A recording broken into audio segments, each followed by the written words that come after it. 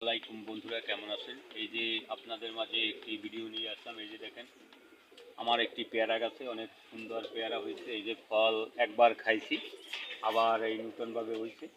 এই যে দেখেন, এখন আমি এই পেয়ারার ছালের এই মাথাগুলা কেটে দেব। এই মাথাগুলো যদি কাটতে ফালাই দিলে আর কি পেয়ারাগুলো অনেক বড় হবে, সাইজে অনেক বড় হবে।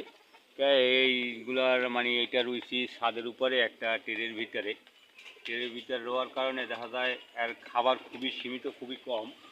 সেই কারণে বেশি এগুলা বড় করা যাবে না, বড় করলে দেখা যায় এইগুলা সম্পূর্ণ জোরগুলো নিয়ে যায়।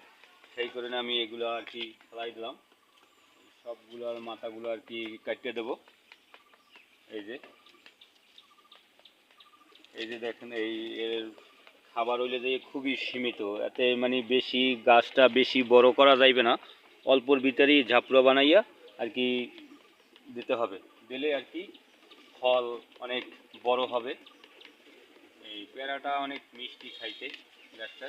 এই যে দেখাই আপনাদের, দেখেন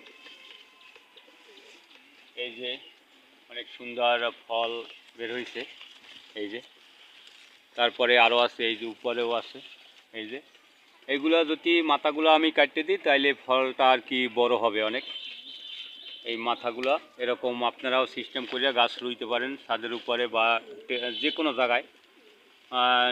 মাঠে রুইলে তো কোনো সমস্যা নাই, তাতে আর এই মানে এই মাথাগুলা ছেঁড়া লাগবে না। যদি কোনো মানে পডে রোন বা টেরেতে রোন, তাহলে এই মাথাগুলো আর কি কাটতে ফেলাইবেন। কাটতে ফেলাইলে গাছটা জাপড়ো হইবে, ফলগুলো অনেক বড় হইবে। এই এরকম আমরা সিস্টেম করে কিন্তু গাছপালা রুইতে পারি।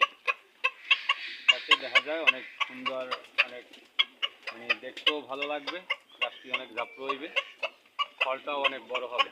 এরকম সিস্টেম করে মাথাগুলা, এই যে মাথাগুলো, সব মাথাগুলা ফেলাই দেবেন। তাহলে একটা মোটামুটি করে গাছটা আপনার নিয়ন্ত্রণে মানে আয়ত্তের ভিতরে থাকবে।